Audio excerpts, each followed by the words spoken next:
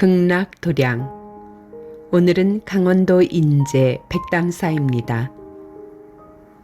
대학 수학여행 때 처음 설악산 백담사에 갔습니다. 강원도 인제 산골을 넘어 군인들 검문을 받으며 용대리에서 백담사 봉정암을 지나 설악의 최고봉인 대청봉에 섰던 즐거운 추억이 있습니다. 그 시절에 비하면 지금은 교통이 많이 좋아졌습니다. 주차장이 있는 용대리에서 백담사까지는 7km나 되는 긴 계곡길을 걸어서 가든 셔틀버스를 타고 가든 올라가야 합니다. 백담사는 내설악 100개의 계곡 웅덩이를 지나서 있는 절이라는 뜻입니다. 그만큼 심산유곡에 있는 도량입니다. 꼬불꼬불 계곡길을 올라가야 하지만 백담사에 올라 내설악을 바라보면 정말 잘 왔다는 생각이 듭니다.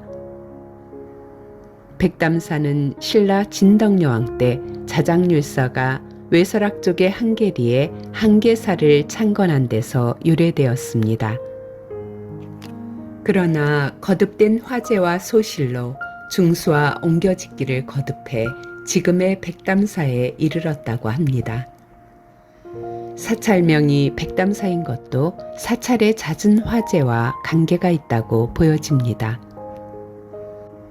백담사는 일제시대 민족시인이자 선사이며 독립투사인 만해 한용님의 출가 도량입니다. 푸른 산빛을 깨치고 단풍나무 숲을 향하여 난 작은 길을 걸어갔다는 님의 침묵의 시 한 구절이 생각나는 설악에 둘러싸인 멋진 도량이 백담사입니다. 백담사 들어가는 다리를 건너면 제일 먼저 금강문이 나옵니다. 금강문은 입을 벌린 오음금강과 입을 닫은 후음금강, 두 분 금강 역사가 도량을 지키고 계십니다.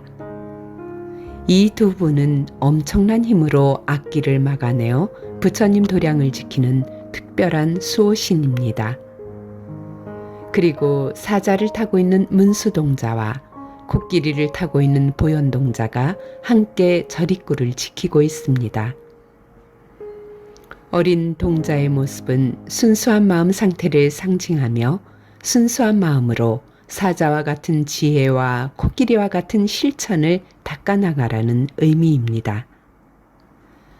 금강문을 통과하면 좌우로 화엄당과 법화당을 거느린 정갈한 극락보전이 들어옵니다. 화엄경과 법화경은 대승불교의 가장 중심되는 두 경전으로 화엄당과 법화당에서 대승의 불법을 공부하라는 정각입니다. 극락전의 아미타 부처님은 조선 후기 영조 때 조성되었으며 보물로 지정되어 있습니다. 인자한 모습의 아미타 삼존불께 예배드리고 염불하면 마음이 포근해집니다. 지금의 백담사는 설악산을 찾는 관광객이 많습니다. 예전에 심산유곡에 자리한 조용한 산사와는 달라진 모습이지만 외부인의 출입이 통제된 기본 선원과 무문관이 있는 대표적인 참선 도량이기도 합니다. 예전의 백담사는 설악의 청정한 기운 속에 세속을 떠나서 극락왕생을 위한 염불기도에 집중하기 좋은 도량이었을 것입니다. 인연이 되면 인적이 드문 아침이나 저녁에 차분히 염불기도 드리면 참 좋겠다는 생각이 듭니다. 극락전 옆에는 나한전이 있습니다. 나한은 아라한의 준말입니다. 아라한은 모든 번뇌에서 벗어난 누진통을 얻은 수행자입니다.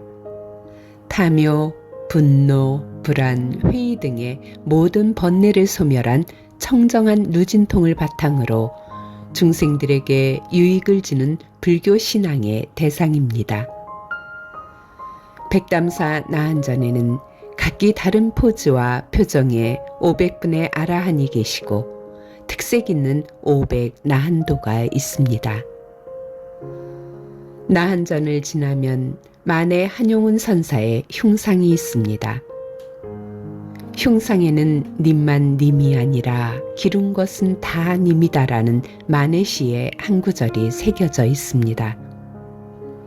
기룬이란 말은 그리운, 사랑스러운, 애틋한이라는 뜻의 옛말입니다. 즉 내가 애틋해하고 사랑하고 그리워하는 존재는 다 님이라는 뜻입니다. 여러분 마음속에는 기룬님이 있습니까? 대승불교는 자신이 사랑하고 그리워하는 부처님에 대한 공경과 헌신, 자신이 아끼고 사랑하는 사람에 대한 자비와 사랑의 불교라고 생각합니다. 즉 기룬님을 향한 사랑의 불교가 대승불교라고 생각합니다. 만해 기념관에 들어가면 인도에 간디가 있다면 조선에 만해가 있다는 서예 글씨가 있습니다. 만해의 행적에 대한 여러 사진들과 글들이 잘 전시되어 있습니다. 독립선언 33인의 대표로서 3년간 형무소 생활을 마치고 나온 다음에 감옥 속에서 극락을 구하라는 만해의 옹골찬 신문기사가 눈길을 끌었습니다.